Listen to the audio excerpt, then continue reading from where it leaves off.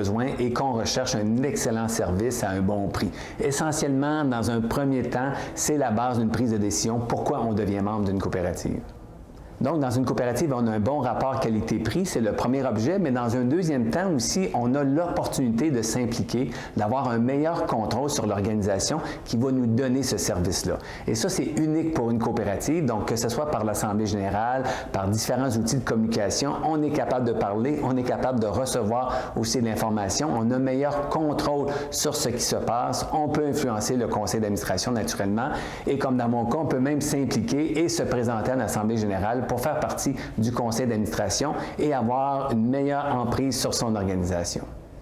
Dans le projet coopératif, il y a toujours la réponse à un besoin, mais au-delà de tout ça, il y a un projet philosophique derrière la coopération et ce sont des valeurs qui vont rejoindre plusieurs personnes. On est quand même 220 000 personnes au Québec à adhérer à ces valeurs-là, de solidarité, de prise en charge, de développement durable, de partage avec la communauté. Donc oui, le service nous attire dans la coopération, mais aussi l'ensemble du projet coopératif. Moi, c'est très, très cher à mon cœur et c'est une grande partie de ma prise de décision. Pourquoi être membre et s'offrir les services d'une coopérative.